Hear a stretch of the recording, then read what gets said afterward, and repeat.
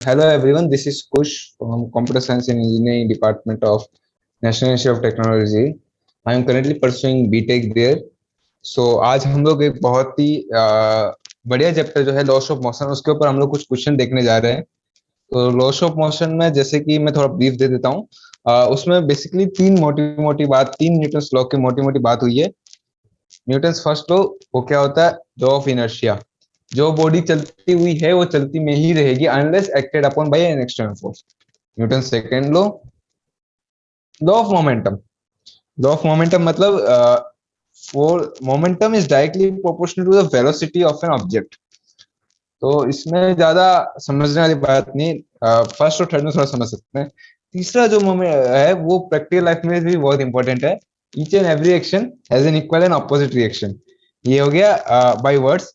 इसका मतलब क्या? अगर मैं किसी को आगे से अगर किसी को आगे धक्का मारूंगा तो वो चीज मुझे पीछे धक्का मारेगी। अगर मैं किसी को पीछे खींचूंगा तो वो चीज मुझे आगे खींचेगी। इन द सेंस हम लोग चलते भी कैसे हैं? हम लोग धरती माता को ऐसे पीछे पुश करते हैं तो धरती माता हमें ऐसे आगे फेंकती है, तो उसी से हम लोग आगे चलते हैं। तो इसी इसी हम लोग खुद से फोर्स लगा के आगे नहीं जा सकते। ये वाली बात अगर हम लोग ऐसे सोचे कि हम लोग खुद के फोर्स से आगे नहीं बढ़ रहे जबकि हम लोग चल रहे हैं तो थोड़ी कंट्राडिक्टिंग लगती है। किंतु एक्चुअल में जब हम लोग वर्किंग पे जाएं तो ऐसे ही होता है। हम लोग पीछे धरती माता को पुश करते हैं पहले, फिर धरती माता रिएक्शन में हमको पुश करती है, उससे हम लोग आगे जाते हैं।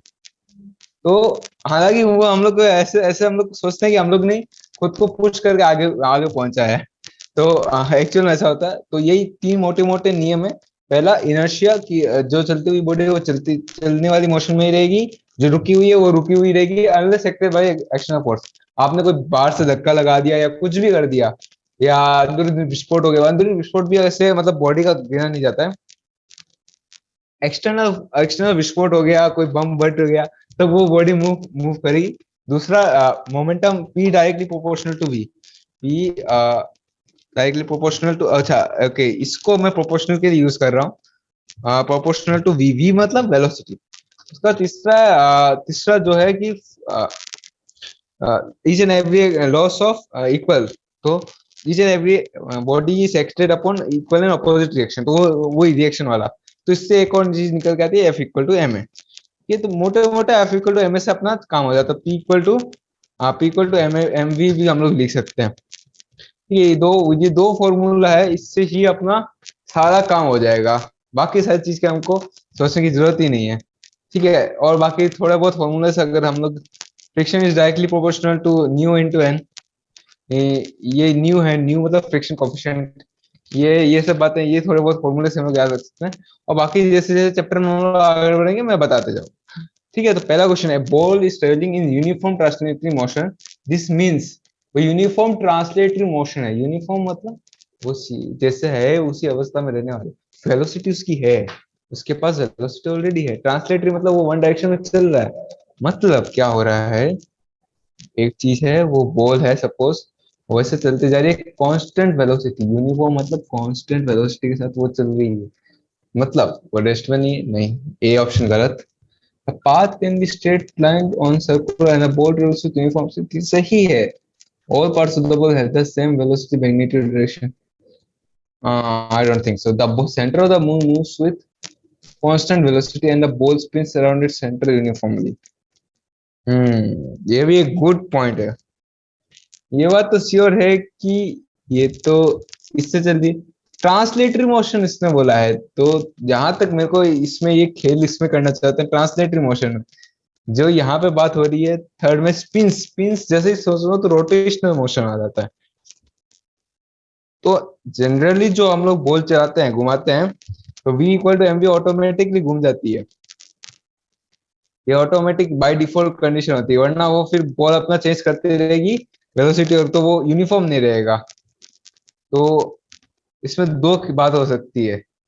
अब वो उस पर अगर खेलना चाहे कि ट्रांसलेटरी बोल दिया वो लोगों ने और नीचे फ्रिक्शन फ्रिक्शन हटा दिया ये लोगों ने, अगर फ्रिक्शन होगा तब ये काम होगा। तब ऑप्शन डी होगा या ऑप्शन बी होगा, क्योंकि इसमें खाली ट्रांसलेटरी के ऊपर बोला है। ठीक है। और ऑल पार्ट्स तो कभी भी नहीं होगा, ये तो फिक्स सेंटर के ऊपर है। ठीक है। और डी में खेला तब हो जाएगा जब अपन फ्रिक्शन फ्रिक्शन तो मेरे हिसाब से इसका आंसर बी होना चाहिए, क्योंकि यहाँ पे ट्रांसलेटरी बोला ये लोगों ने, तो मोस्ट प्रोबेबली मेरे हिसाब से बी होगा इसका। ठीक है, metre scale is moving with uniform velocity. Metre scale मतलब 1 मीटर का स्केल है, वो यूनिफॉर्म वेलोसिटी के साथ चल रहा है। फोर्स यूनिफॉर्म वेलोसिटी मतलब force zero. Acceleration, well acceleration क्या होता है? अच्छा हाँ, वो तीन फॉर्मूले, वो तीन महान फॉर्मूले वो कंठस्थ होने चाहिए। अगर एक मिनट रुको, इसमें एडिट कर सकते हैं क्या फिर से? हाँ यार, जस्ट हाँ। तो तीन महान फॉर्मूलेस, ये तीन फॉर्मूलेस मैं थोड़ा सा अलग से लिखता हूँ। v equal to u plus a t, ये तीन इसी के डेरिवेटिव्स हैं। मोर और less s equal to u t plus 0.5 मतलब हाफ ए टी स्क्वायर। हाँ, यहाँ पे लैपटॉप में आप 0.5 नहीं लिख सकते, और इसको ए टी स्क्वायर मान लेंगे। तो equal to v square minus v square है ये, v square minus c square equal to 2as।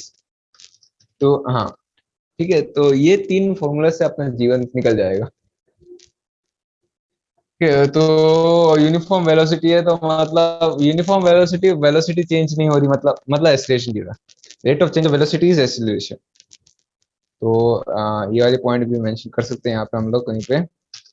dv by dt मतलब rate of change of velocity it is only acceleration. Rate of change of position is velocity. इससे हम लोग क्या बोल सकते हैं? d2s मतलब double differentiation of position with respect to double differentiation of time is acceleration. तो हाँ, ये मतलब थोड़ा ज्यादा हो गया, तो इसमें ज्यादा इतना नहीं लगे। यूनिफॉर्म वेलोसिटी मतलब acceleration zero, this implies the force acting on the scale is zero. Acceleration zero मतलब force zero, but it torque about the centre of mass can act on the scale. Okay okay, fine fine fine, ऐसे घूम सकता है इसके ऊपर। Velocity uniform है, okay okay fine fine. Force acting on the scale and the torque, okay okay, torque के ऊपर ही खेलना चाहते हैं बेसिकली। फोर्स तो जीरो ही है, टॉर्क हाँ, टॉर्क जनरली हम लोग बोल सकते हैं जीरो, अगर हम लोग यहाँ पे हिंच कर दिए। ठीक है, तो यूनिफॉर्म वेलोसिटी, हाँ फाइन, यहाँ पे हिंच करके आप ऐसे घुमाते हो। हाँ तो फाइन फाइन, आई थिंक या torque might be possible, it is not zero, but force is absolutely. अगर ये लोग उसमें, हाँ, cricket mass, cricket mass of 150 gram has initial velocity v equal to 3 I cap plus j cap and final velocity after beginning the change in momentum। momentum क्या होता है? हाँ तो मतलब हाँ हाँ हाँ, ये थोड़ा सा इजी टाइप से क्वेश्चन दे दिया ये लोगों ने। अगर मैं यहाँ पे लिखूं, बेसिकली ये तीन फॉर्मूले सब जगह लगने वाले हैं। अब ये तो अच्छा, इसमें से खींचने से ऊपर भी पहुंच जाता है। Okay fine fine fine fine, हाँ या ओके फाइन फाइन फाइन। 5.3 पे अगर हम लोग देखें तो क्या है, P equal to M v h. Change in P क्या होता है? Delta delta delta, change in P। Delta के लिए मैं ये सिंबल यूज करता हूँ, चलो। Delta P equal to m delta V, इसको डेल्टा समझ रहा मतलब change in velocity. Change in velocity तो मतलब m V minus m u, where V is the final velocity, U is the initial velocity. Fine fine fine fine fine.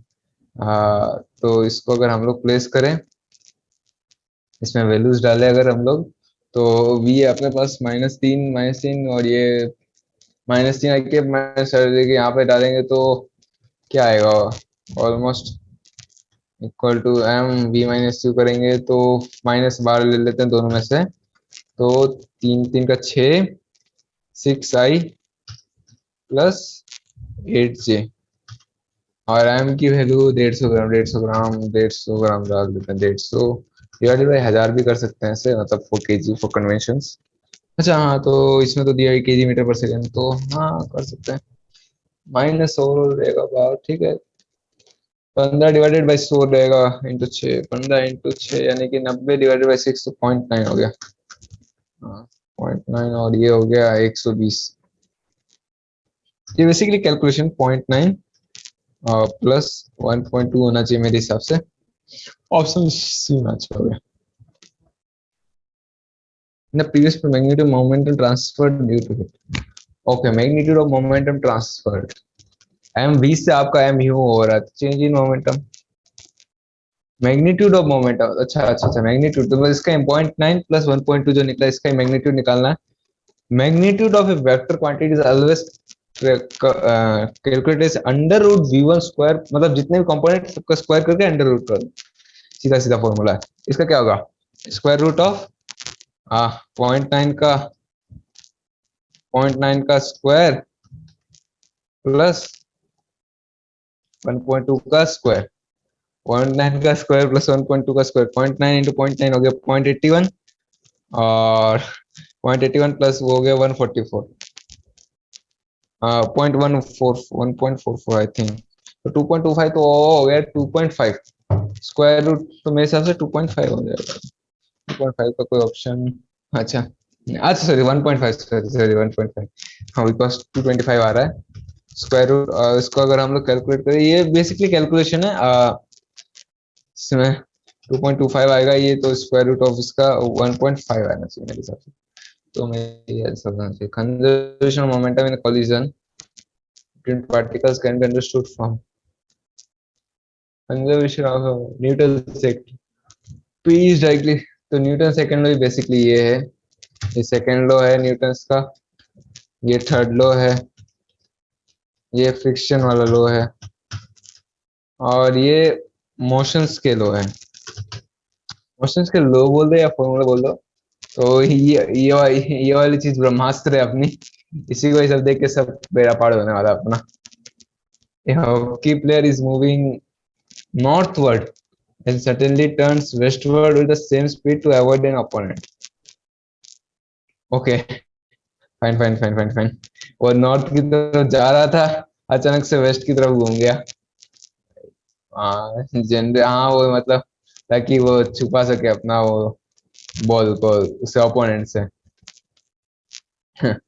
तो basically north वाला momentum zero हो गया, waste वाला momentum active हो गया। Fine fine fine, और क्या बोला, the force detect in the player, तो मतलब नॉर्थ वाला बेसिकली क्या था, यहाँ पे जा रहा था, बाद में यहाँ पे जा रहा है, तो मतलब पहले एक तो फोर्स एक फोर्स इस डायरेक्शन में लगा होगा, एक फोर्स इस डायरेक्शन में लगा होगा, क्योंकि ये क्या हो रहा है बाद में जीरो हो रहा है, कैंसिल हो रहा है, तो इसके ऑपोजिट में फोर्स लगना चाहिए, तो फोर्स नेट इस डायरेक्शन में लगा हुआ, उसके ऊपर लगा है, that acts on the player frictional along, इसको south west, yes fix south west. Muscle force तो नहीं बोलते, मसल फोर्स तो हम लोग खुद की ताकत से, तो अपन के ऊपर फ्रिक्शन वर्क करता है हम लोग, तो उसने इस डायरेक्शन में फोर्स लगाया होगा धरती माता के ऊपर। अब हम लोग सोचे, हम लोग चलते चलते ऐसे नॉर्थ की तरफ घूम रहे, हम लोग इस डायरेक्शन में फोर्स लगा, इस डायरेक्शन से अपना कोई लेना देना ही नहीं था, हम लोग इस डायरेक्शन में फोर्स लगा रहे थे, यही कमाल है फिजिक्स का। तो मेरे हिसाब से इसका आंसर डी होना, ठीक है। A body of mass 2 kg travels along to the this one, ठीक है, अलोंग, आई कंट्रोल इसमें थोड़ा सा मैं रिलीज कर देता हूँ साफ, या वॉइस से गंदा के गंदा हो गया, okay fine fine fine fine works, या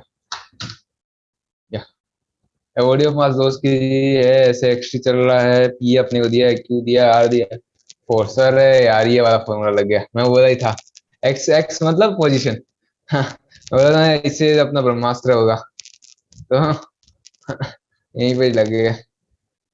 तो D2 डबल डिफरेंशिएशन करना पड़ेगा अपने को with respect to time, already with respect to time दिया हुआ है, उससे मतलब खुशी की बात और क्या होती, D2x divided by dt square, double differentiation.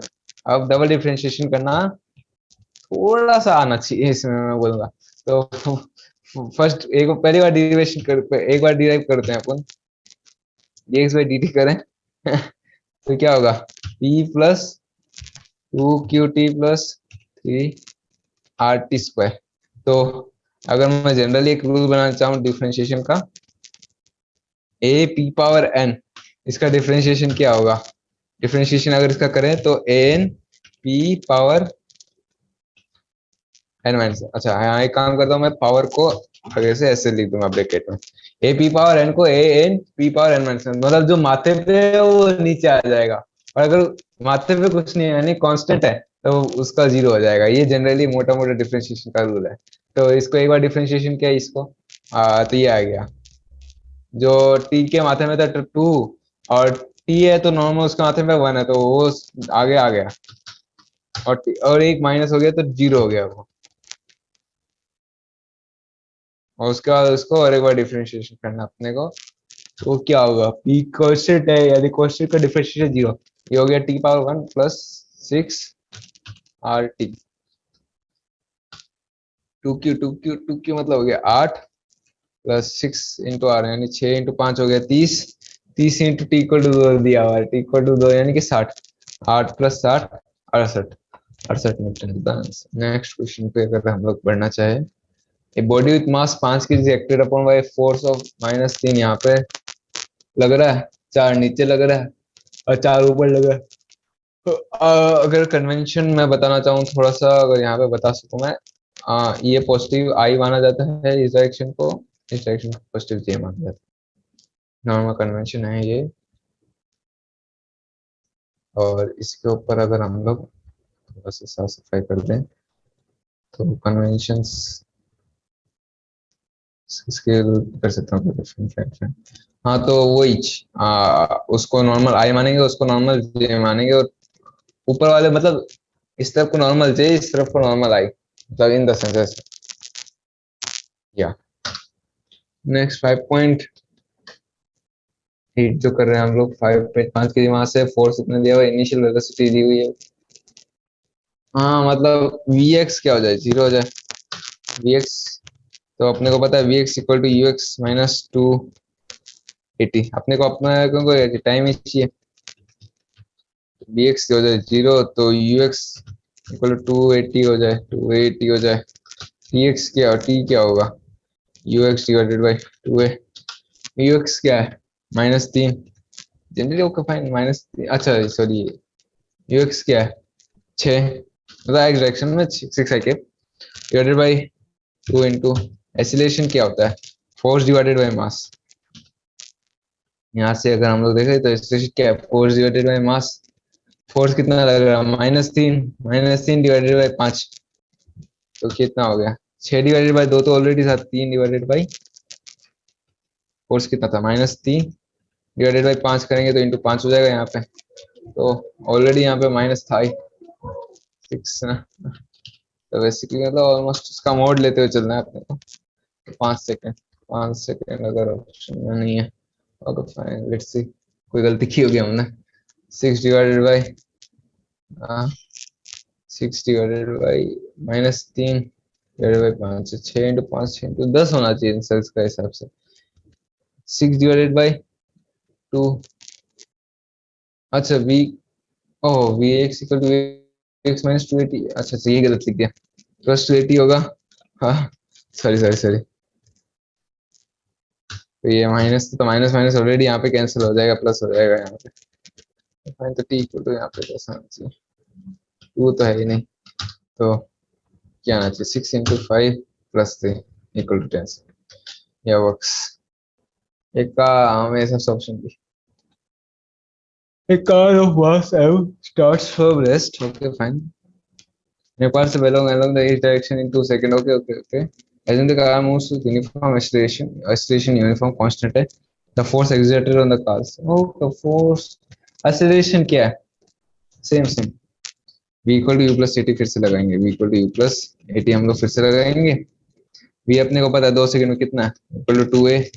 तो क्योंकि u 0 था इनिशियली, स्टॉप में था तो u 0 गया। t 2 सेकंड में उसने a equal to v divided by 2 हो गया। फोर्स किया मास इंटू एक्सीलरेशन mv/2 कर दो,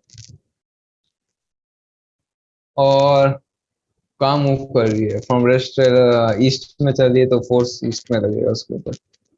ईस्ट में due to the friction of the tyre generated by the road, या ऐसे घूम रही है टायर, तो टायर रोड पे पीछे फोर्स लगा रही है तभी वो उसके ऊपर आगे फेंक रही है।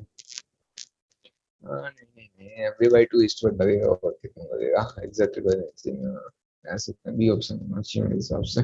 The motion of a particle of mass m is given by x equal to 0 or t less than 0. Okay, fine. Works. इसको थोड़ा सीरियस करते हैं। 5.8 हम लोग आ गए हैं 5.8। A motion of a particle of mass m is given by x, एक second, motion of a particle, okay, fine. Works. The motion of a particle of mass m is given by x equal to 0 for t less than 0. Okay, fine. X equal to, ये भाई अलग दोनों में चल रहा है। For t equal to 1/4 second is greater than x equal to 0 होती है। ओके, टी इक्वल टू 0 से 1/1 ऑसिलेटरी मोशन कर रहा है ये सिनुसाइडल कर्व है। x equal to t equal to 1/4 पे यहाँ पे बैठा है ये, 1/4 पे आप 0 पे पहुंच जाएगा। p/4 p की वैल्यू क्या है? Okay, fine fine fine fine fine, अपने को ऊपर ज्यादातर यहाँ पे not force force force force force force force निकालना था, डबल डिफरेंशिएशन, इसका इतना समझने का जरूरत नहीं है। डबल डिफरेंशिएशन कर देंगे तो फोर्स अपने आप एक्सीलरेशन तक पहुंच जाएंगे, तो वहां से फिर फोर्स तो पहुंच जाएंगे डी टू। डबल डिफरेंशिएशन फटाफट अगर हम लोग करना चाहे, sign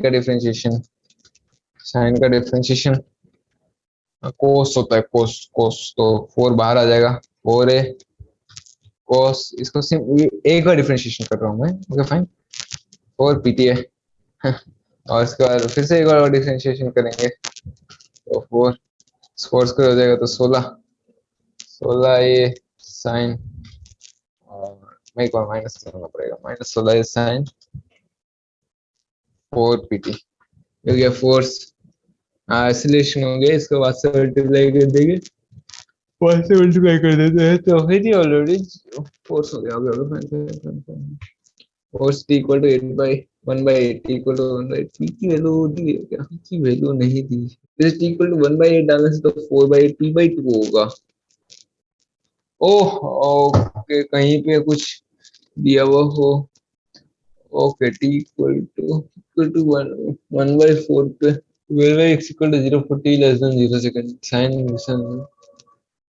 a greater than 0, x equal to 0 for 1/x t equal to 1/4, यहाँ से ये अपन निकाल सकते हैं। हाँ मतलब t इक्वल टू 1/8 सेकंड पे -16 तो आना चाहिए, 16 a आना चाहिए, साइन p/2 होना चाहिए, p/2 होना चाहिए। t इक्वल टू 0 तो force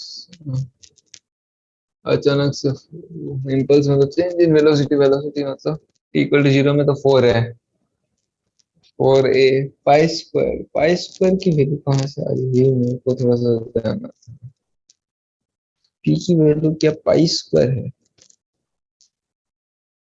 I think there must be some tricky part in it, but pi square मान सकता था, फोर्स ना, नहीं ये तो नहीं होगा, ये भी नहीं होगा, there is no impulse acting on the particle, नहीं ये भी नहीं होगा, ये नहीं होगा, ए बी में से कुछ होगा, इतना मैं श्योर हूँ। और t इक्वल टू 0 और 1/4 पे इम्पल्स मतलब चेंज इन मोमेंटम ही होता है, एंड डेल्टा वी तो वही डेल्टा वी तो dx by dt हो गया अपना 4a cos 16 तो t इक्वल टू 0 पे 4a होगा, कि cos 0 1 होता है, cos 1/t/4, मेरे हिसाब से ए ऑप्शन होना चाहिए इसमें। बी बी में 4 पाई स्क्वायर होगा नहीं होगा, 4 तो डेफिनेटली होगा, ठीक है मेरे हिसाब से ए ऑप्शन इसमें जा सकते हैं। ये थोड़ा तुक्का बेस्ट था, बट हाँ ये एडवांस में भी करना पड़ता है। Fine fine fine, I hope मतलब कॉन्सेप्ट पता चल गया होगा तुम लोगों को कैसे किया मैंने, मोटा मोटा वही डिफरेंशिएशन किया कि फिर बाकी सब देख लेंगे, बाकी सब नहीं हो सकते, बी और सी में जब टकरा देते हैं हम लोग तो फिर हम लोग ने वो देखा कि 0 पे अपना 4 आना चाहिए, तो मेरे हिसाब से, बट आई थिंक ए भी दोनों काम करना चाहिए जिस हिसाब से वो लोग ने ऑप्शन दिया। Let's see it that. Okay okay, and the coefficient of friction between floor and body is 0.1, the coefficient of friction of body and a is 0.2, force applied is okay okay okay, ये सब type के questions थोड़े से tricky होते हैं, I hope मैं थोड़ा सा ढंग से फोटो बनाऊंगा तो समझ अच्छे से आएगा। फोर्स यहाँ पे लग रहा है, यहाँ पे फ्रिक्शन है, फ्लोर एंड बॉडी यहाँ पे 0.1 है, यहाँ पे 0.1 है, और यहाँ पे 0.2 है, थोड़ा सा सही है, हाँ ठीक है। Okay okay fine fine a m by two b m four equal to okay okay fine fine fine. हाँ ये लास्ट में ओवरऑल बॉडी का कितना एक्सीलरेशन होना चाहिए f equal to three m by two into two m by थोड़ा सा text बना देता हूँ f equal to capital f okay fine three m by two m plus m by two f m by two three m by two overall body को एक acceleration से तो ये मैक्सिमम कितना हो सकता है two f divided by three m इतना ये टान सकता है कि नहीं ये मल्टीप्लाइड बाई ए के लिए अब हम देखते हैं ए के लिए फ्रिक्शन को क्या जिम्मेदारी न्यू इनटू न्यूटन जो होगा वो क्या है equal to mu M g divided by two ठीक है न्यू अपने को पता है 0.2 है तो 0.1 एम जी इतना ले जा सकता है ये equal to two f divided by three m होना चाहिए तो एफ मैक्सिमम कितना हो सकता है अच्छा फ्रिक्शन नेट इतना होना चाहिए फोर्स मास से मल्टीप्लाई कर देंगे इसको एक सेकेंड इसको एम बाई टू से मल्टीप्लाई कर देंगे तो एफ बाई थ्री इसको होना चाहिए तो f equal to 0.3 m g maximum ले जा सकते हैं ठीक है 0.3 तो यहाँ पे वही f equal to 0.3 m g हम कर देंगे तो maximum f equal to 0.3 m g लग सकता है तो उसके बाद स्लिप उसके ऊपर लगेगा तो स्लिप हो जाएगा ठीक है नेक्स्ट इतना ही सपोर्ट कर सकता है तो 0.2 एम जी नहीं चलेगा ऐसे ये नहीं चलेगा नहीं ये नहीं होगा f equal to 0.1 m g overall move करने के लिए थ्री एम बाई टू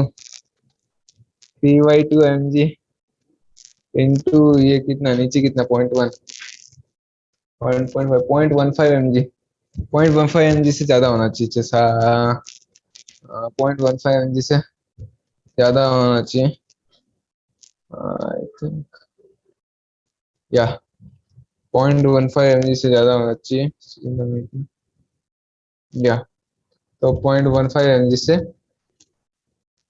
ज्यादा होना चाहिए तो चलने के लिए ठीक है तो ये 0.3 एम जी है तो ये option works B option works C won't work D won't work हाँ D will work because 0.15 M G से हम ज्यादा होना चाहिए चलने के लिए D won't work D will work sorry C और ई को छोड़ के आगे सब सही है fine fine fine fine fine 5 देखते हैं mass m1 moves with this one 5.12 अगर हम लोग देखना चाहें तो मैं एंगल थीटा है yes onto m2 है is string passing a fictional relation in the figure that friction m1 and sloping surface is new sloping surface is new और ये ऐसे वर्क करते हैं m1 है ये तो फाइन फाइन फाइन फाइन इसमें थोड़ा सा बता देता हूँ m1 moves on angle theta तो यहाँ पे ये एंगल थीटा है तो यहाँ पे लेके आ देता हूँ ड्राइंग को मैं ड्राइंग को यहाँ लेके आता हूँ थोड़ा सा हाँ इमेजिन करना होगा क्योंकि मेरी हैंडराइटिंग बहुत गंदी है m2 है यहाँ पे ठीक है ये m1 है ये m2 है m2 है ये m1 है ये एंगल थीटा है यहाँ पे एक हॉरिजॉन्टल लाइन हम लोग खेलते हैं ये एंगल थीटा है ये एंगल भी थीटा होगा ऑल्टरनेट एंगल की वजह से यहाँ से एक सीधी लाइन जाएगी एन के लिए तो ये 90 डिग्री होगी नॉर्मल के लिए ये थीटा है और फ्रिक्शन यहाँ पे होगा ऐसे लग रहा होगा ये टेंशन और प्लस फ्रिक्शन दोनों लग रहा होगा ठीक है फ्रिक्शन फ्रिक्शन यहाँ पे नहीं हुआ ओके फाइन वही the following APM to the body will move of the plane okay okay okay यहाँ पे टेंशन लग रहा है तो टेंशन इन दोनों को रोकने के लिए कितना टेंशन चाहिए थी इसको रोकने के लिए m2g होना चाहिए m2g और यहाँ पे टेंशन मैक्सिमम कितना यहाँ पे अपन along द प्लेन हाँ कितना कर सकते हैं तो ये एंगल थीटा एम जी यहाँ लग रहा है तो ये होना चाहिए एम जी कोस थीटा यहाँ पे लग रहा है एम जी साइन थीटा यहाँ लग रहा है नॉर्मल होगा एम जी साइन थीटा जो कि यहाँ पे पैरेलल होगा, और mu M G sine theta होगा। ठीक है, तो ये टेंशन जो कि equal to M two G, tension जो कि equal to M two G, वो किसके बराबर होना चाहिए, न्यू एम वन ना, M one G sine theta, theta theta theta को इससे डिनोट कर देता हूँ, plus M two M one G cos theta, इसके बराबर होना चाहिए कॉस थीटा। एम टू जी को इसके तो जी कैंसिल कर देते, तो m two equal to mu M one mu sine theta plus cos theta. ठीक है, अगर इससे ज्यादा होगा तो यहाँ पे ये गिर जाएगा, इससे कम होगा तो यहाँ पे ये उलट नहीं, उल्टेगा नहीं, मतलब फ्रिक्शन अपने आप को कम कर लेगा। तो उसमें if m2 is greater than the body will move up the plane, no move will move down the plane, मतलब ऐसे जाएगी, हाँ up the plane मतलब ऐसे जाएगी, तो up the plane हो गया बी ऑप्शन। हाँ नहीं, हाँ बी ऑप्शन सही है इसका। Fine fine fine, works. I hope you have got this. ये कैसे वैल्यूज आ रही है यहाँ पे, क्योंकि M2 के ऊपर बैलेंस करना जरूरी है, M2 के ऊपर हम लोग को बैलेंस करना जरूरी है। तो works, a body A of mass and slides on the plane and incarnate है, what is the original coefficient between A and the plane A is just एक second wait करना पड़ेगा, इनको fine fine body of A mass and slides on the plane incarnate theta one horizontal and U1 is the coefficient of this one of friction between A and the plane. Okay, fine. A is connected by rest in or frictional place at an angle theta 2 to the horizontal. Which the following statements are true? A will never move over the plane. You will never move. Theta one है, theta two. Okay, fine. Is considered frictionless only to another. Also, one slide of frictionless plane anything. A will never move over the plane. नहीं, सब तो कुछ नहीं, move करवा देंगे हम लोग इस। अच्छा, दोनों का मास सेम है तो मूव करवाने में दिक्कत आ सकती है। थीटा अगर थीटा टू के बराबर होगा तब तो चलो चला लेंगे। inclination theta one is the coefficient of friction in plane. Is connected by okay fine. A in the plane between B and the plane. अच्छा B frictionless है। ओह भाई,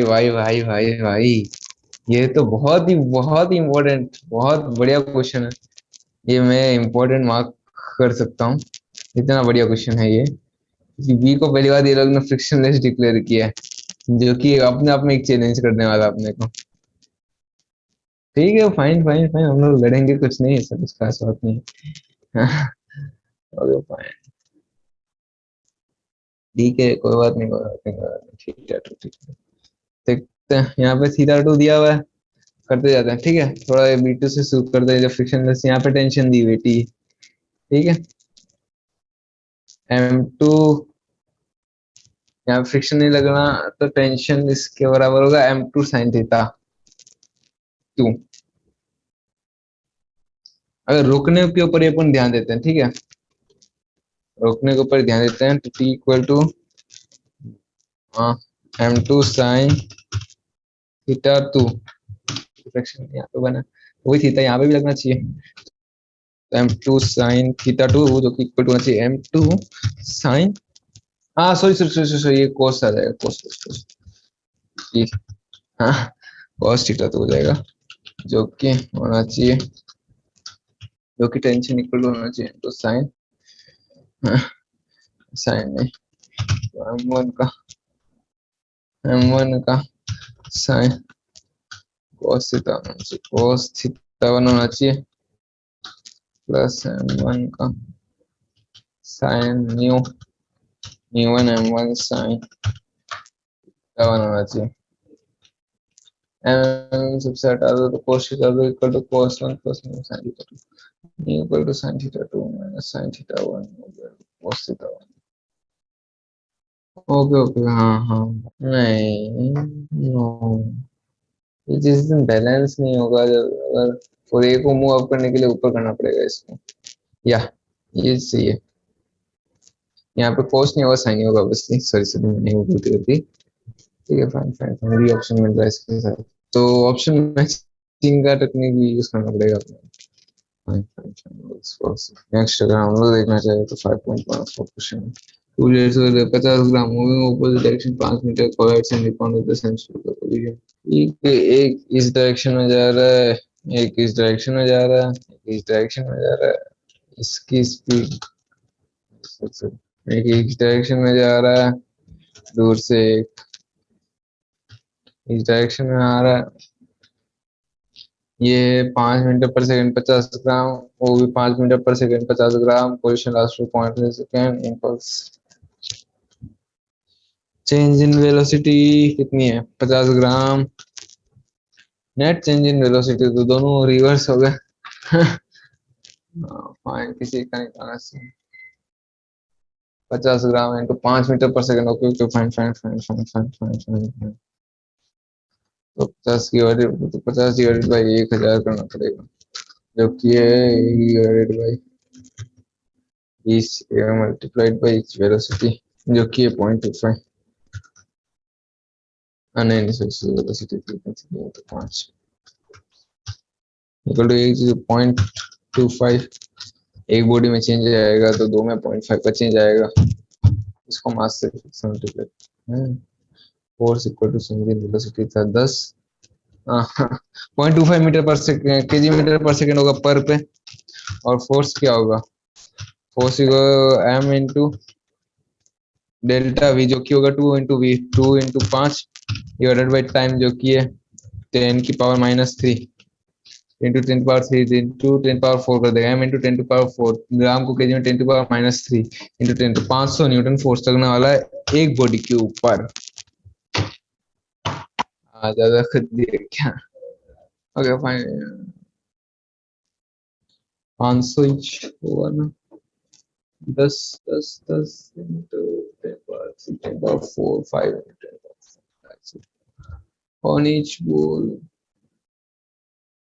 on each ball. Yeah. Yeah, fine. This one, impulse, but it is. Yeah, this one is correct.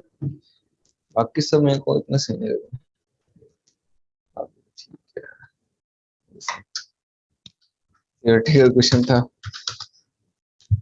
10 kg acting upon two perpendicular force 6 Newton है। 8 Newton distribution of the bodies.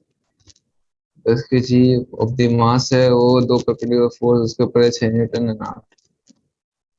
Resulting acceleration of the body, अरे 6 square पर 6 square होगा क्योंकि perpendicular है ना। यहाँ पे अपन देखें तो ये 10 kg वाली बॉडी है, इसके ऊपर एक 6 न्यूटन यहाँ लग रहा है, 8 न्यूटन यहाँ लग रहा है। तो नेट यहाँ पे आएगा 10 न्यूटन का फोर्स 106 स्क्वायर प्लस 8 स्क्वायर, तो ये 10 न्यूटन। फोर्स 10 kg मास है तो 1 मीटर पर सेकंड स्क्वायर, तो ये दोनों बच गए। और यहाँ का टेन थीटा क्या होगा? 6/4 3/4 3/4 रिस्पेक्ट टू 8। सी ऑप्शन सही है। और tan इनवर्स 4/3। हाँ सही है, ये दोनों ही सही है क्योंकि इसने ऑपोजिट कर दिया। हाँ, नेक्स्ट है बी से वाला सेक्शन और ऐसे वाला सेक्शन है। Okay okay fine. A girl riding a bicycle, speed 5 metre पर second, throws a stone of mass 0.5 kg which is speed of 15 meter per second with respect to the ground along her direction of motion. The mass of the girl and the bicycle. अच्छा, एक minute रुको। 5 metre पर second से stone फेंका point में।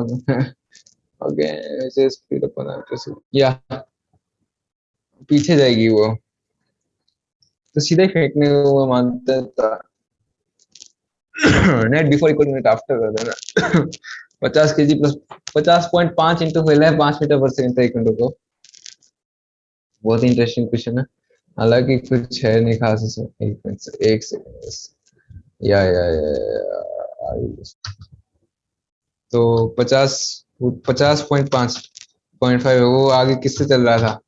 5 से चल रहा था। अब 50 वाला 20 से चल रहा, लेट्स सपोज, और 0.5 वाला 15 से चलने लग गया। बस ये इतना क्वेश्चन था। हाँ, एक मिनट, ये कहाँ से आ गया? Okay fine fine fine. ठीक है, तो ज्यादा कुछ था नहीं इसमें। थोड़ा सा अगर हम लोग कैलकुलेशन करेंगे, 50.5 × 5 मल्टीप्लाई कर सकते हैं अपन। 50.5, 50.5 × 5 मल्टीप्लाई कर देते हैं, माइनस कर देते हैं 0.5 × 15, 245, इसको डिवाइडेड बाई 50 कर देंगे तो 4.9 वी इक्वल टू 4.9 मीटर पर सेकेंड। तो अब इससे 499 ही, सॉरी 4.9 इसके साथ चलने लगे हूँ। If so, a personal meeting solving if it is descending to the downward acceleration of 9 metre पर सेकंड, नीचे से 9 मीटर पर सेकंड पर, लेफ्ट के अंदर जाने से ऊपर 9 मीटर पर सेकंड पर से जाएगी।